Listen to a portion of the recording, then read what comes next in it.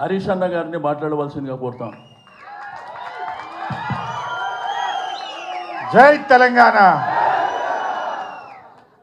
ప్రతి సంవత్సరం మన కేసీఆర్ గారి జన్మదిన వేడుకలను అద్భుతంగా నిర్వహిస్తున్నటువంటి మాజీ మంత్రివర్యులు మన సనత్ నగర్ శాసనసభ్యులు మిత్రులు తలసాని శ్రీనివాస్ యాదవ్ గారికి, కార్యక్రమానికి ముఖ్య అతిథిగా విచ్చేసిన మన పార్టీ కార్యనిర్వాహక అధ్యక్షులు గౌరవనీయులు కేటీఆర్ గారికి, అదేవిధంగా శాసన మండలిలో మన ప్రతిపక్ష నాయకులు గౌరవనీయులు మధుసూదనాచారి గారు, శాసన మండలి కౌన్సిల్ డిప్యూటీ చైర్మన్ గారు బండా ప్రకాష్ గారు, మరి మాజీ మంత్రివర్యులు మహమూద్ అలీ గారు, రవిచంద్ర గారు, శ్రీనివాస్ గౌడ్ అన్న గారు, సత్యవతి రాథోడ్ గారు, రవీంద్ర అన్న గారు, కవిత గారు, చంద్రశేఖర్ రెడ్డి గారు, నవీన్ రెడ్డి గారు, కాలేరు వెంకటేశ్వర గారు, వేదిక మీద ఉన్న పెద్దలు, మరి మన కేసీఆర్ గారి జన్మదిన వేడుకలను ఇంత అద్భుతంగా జరుపుకోవడానికి వచ్చినటువంటి బీఆర్ఎస్ కుటుంబ సభ్యులకు, మీడియా మిత్రులందరికీ పేరు పేరున నమస్కారం తెలియజేస్తా ఉన్నా. నిజంగా ఈరోజు కేసీఆర్ గారి జన్మదినం రాష్ట్రం అంతా కూడా ఒక పండగలాగా జరుపుకుంటూ ఉన్నారు. కేసీఆర్ అంటే ఒక వ్యక్తి కాదు, కేసీఆర్ అంటే ఒక నాయకుడు కాదు, కేసీఆర్ అంటే 4 కోట్ల ప్రజల భావోద్వేగం. 1954లో మన కేసీఆర్ గారు పుట్టారు. ఇప్పుడు 2024 25వ సంవత్సరం. అంటే కేసీఆర్ గారు పుట్టిన 2 ఏళ్లకే ఉన్న తెలంగాణను ఆంధ్రలో కలిపింది ఆనాటి కాంగ్రెస్ పార్టీ. 1969లో మలిదశ తెలంగాణ ఉద్యమం వచ్చినాడు కేసీఆర్ గారి వయసు 15 సంవత్సరాలు. 15 సంవత్సరాల వయసులో ఆనాడు 69 తెలంగాణ ఉద్యమంలో పాల్గొని జై తెలంగాణ అని పోరాడిన నాయకుడు కేసీఆర్. ఆ తర్వాత తెలంగాణ ప్రాంత నాయకులు ఇష్టమున్నా లేకపోయినా ఆ ఆంధ్ర పాలకుల పార్టీల చేతుల్లో వీళ్ళందరూ కూడా పనిచేస్తూ వచ్చారు. కేసీఆర్ గారు కూడా తెలుగుదేశంలో పనిచేశారు.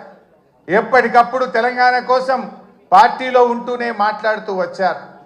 కానీ అన్నీ గమనించిన తర్వాత ఇంకా రాష్ట్ర ఏర్పాటు తప్ప తెలంగాణకు మోక్షం లేదు, సమైక్య రాష్ట్రంలో న్యాయం జరగదనుకున్నారు కనుక ఆనాడు కరెంటు బిల్లులు పెంచితే ఇది తెలంగాణ రైతుల పాలిట ఉరితాడైతుందని చెప్పి అన్నీ ఆలోచించి వందల వేల గంటల మేధోమదనం జరిపి తెలంగాణ ఉద్యమానికి కేసీఆర్ గారు శ్రీకారం చుట్టారు. కానీ ఆ రోజు ఒక అపవాదం ఉండేది, ఎవరు జై తెలంగాణ అన్నా పదవి కోసమే జై తెలంగాణ అంటున్నారని. 69కి 2001 మధ్య అనేక మంది నాయకులు జై తెలంగాణ అని ఉద్యమాన్ని ప్రారంభించుడు, పదవి రాగానే మధ్యలో వదిలిపెట్టుడు. దానివల్ల ప్రజల్లో ఒక అపనమ్మకం, ఎవరైనా పదవి కోసమే చేస్తారు అనేటువంటి ఒక అపనమ్మకం ఏర్పడ్డది. ఆ అపవాదును తొలగించడానికి ఆనాడు 3 పదవులను గడ్డిపోచలాగా త్యజించి తెలంగాణ ఉద్యమాన్ని ప్రారంభించాడు. ప్రజల్లో నమ్మకాన్ని కలిగించిండు మన కేసీఆర్. డిప్యూటీ స్పీకర్ పదవిని, ఎమ్మెల్యే పదవిని, రాష్ట్ర కార్యదర్శి పదవిని అన్నింటికి కూడా రాజీనామా చేసి ఆ రోజు ఉద్యమాన్ని ప్రారంభించి ప్రజల్లో ఒక నమ్మకాన్ని కలిగించారు.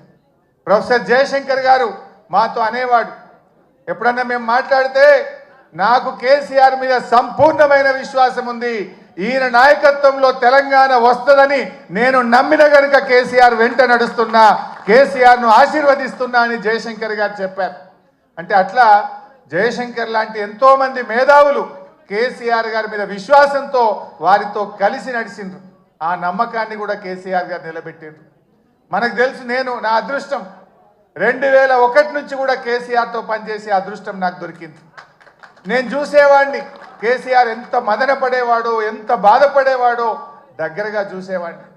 కొంతమంది కేసీఆర్ గారి మీద వ్యక్తిత్వ హననానికి పాల్పడేవారు. రకరకాలుగా ఆయనను ఎన్ని రకాలుగా బదనాం చేసేవారంటే, ఒకడైతే ఇక బీమార్ అయింది ఇక లేస్తనే లేడంటాడు, ఇంకోటి అంటాడు.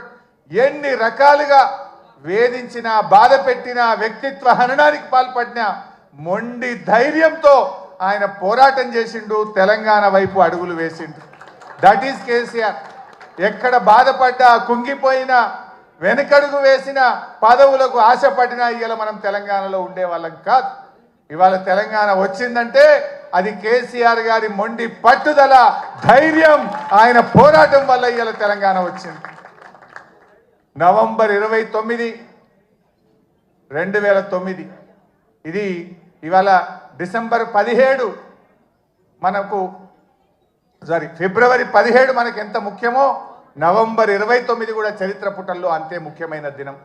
ఆనాడు కేసీఆర్ గారు ఇంకా లాభం లేదు, కేసీఆర్ చచ్చుడో తెలంగాణ వచ్చుడో, అయితే తెలంగాణ జైత్రయాత్ర లేదంటే నా శవయాత్ర అని చెప్పి ఆమరణ నిరాహార దీక్ష కూర్చున్నటువంటి నాయకుడు మనం చూసాం. గాంధీజీ గారి సత్యాగ్రహం చూసాం, పొట్టి శ్రీరాములు గారి ఆమరణ దీక్ష చూసాం. మరి నాడు కేసీఆర్ గారు కూడా ఆమరణ నిరాహార దీక్ష కూర్చొని ఢిల్లీ పీఠాన్ని కదిలించి డిసెంబర్ 9, 2009 ప్రకటన వచ్చిందంటే అది కేసీఆర్ గారి దీక్ష ఫలితం అని కూడా మనం గుర్తు చేసుకోవాల్సిన అవసరం ఉంది. నిజంగా ఆయన ఆ రోజు దీక్ష పూనుకోకపోతే ఇవాళ తెలంగాణ ప్రకటన వచ్చేదా? ఎవడెవడో ఏదో మాట్లాడుతున్నాడు. ఆ రోజు చిదంబరం గారు నాకు బాగా గుర్తు, కేటీఆర్ గారు, మా మధుసూనాచారి గారు, జయశంకర్ గారు అందరం కూడా అక్కడే ఉండేవాళ్ళం.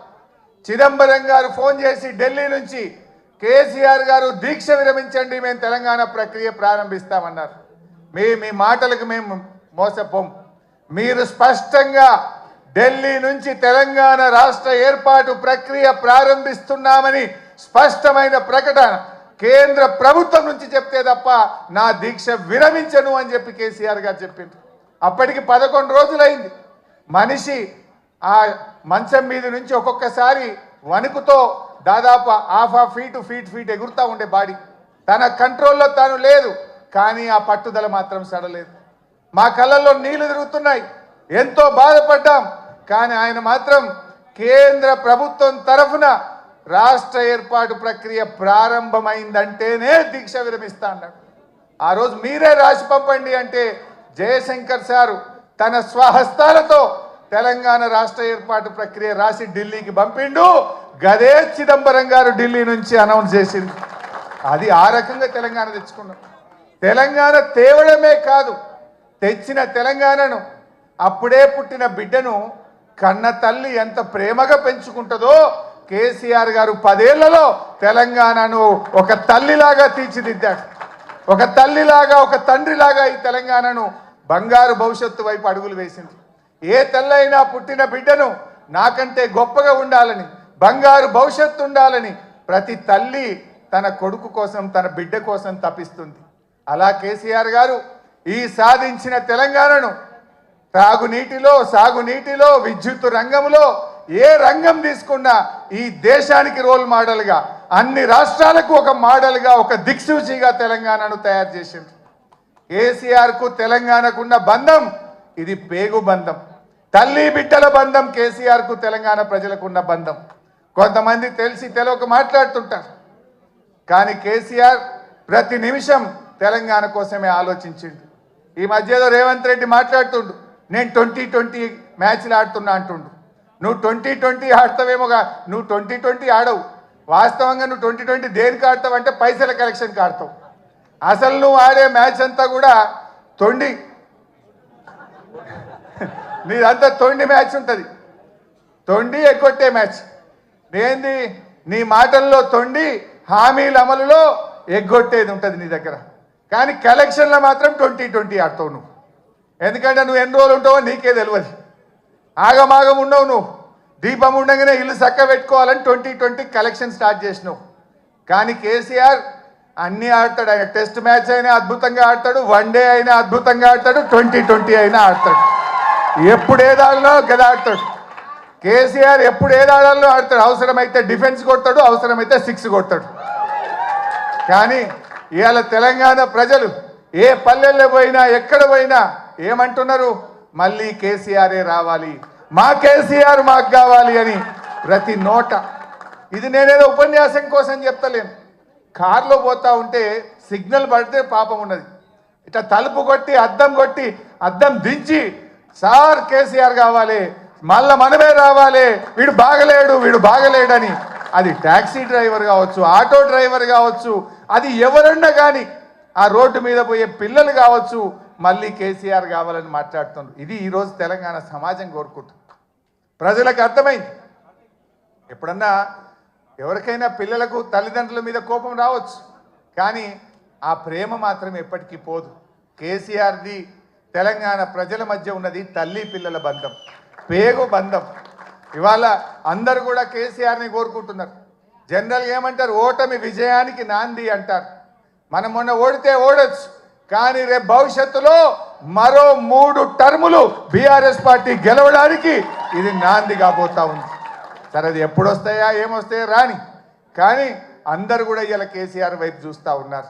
నిజానికి కేసీఆర్ లేకపోతే ఈ తెలంగాణ వచ్చేదా ఇలా ప్రతి ఒక్కరు కూడా ఆలోచించాల్సినటువంటి అవసరం ఉంది. ఎవరో ఎంతోమంది మాట్లాడుతుండు, ఒకటి తెచ్చినామంటుండు, ఇంకొకటి ఇచ్చినామంటుండు, కానీ ఇలా తెలంగాణ వచ్చిందంటే, ఢిల్లీ కదిలిందంటే దానికి ఒకే ఒక్కడు కారణ జన్ముడు మన కేసీఆర్. ఆ కేసీఆర్ గారి జన్మదినం ఈరోజు మనందరం కూడా ఇంత ఉత్సాహంగా మా తలసాని సీనన్న నాయకత్వంలో జరుపుకోవడం చాలా సంతోషం. సీనన్న గారిని ఇంత అద్భుతంగా ఆ పాటలు కానీ ఈ కార్యక్రమాన్ని ఇంత అద్భుతంగా నిర్వహించినందుకు హృదయపూర్వకంగా సీనన్నకు నేను కృతజ్ఞతలు కూడా తెలియజేస్తూ, మరి నాకు ఈ అవకాశం ఇచ్చినందుకు ధన్యవాదాలు. జై తెలంగాణ. ఇప్పుడు దయచేసి మన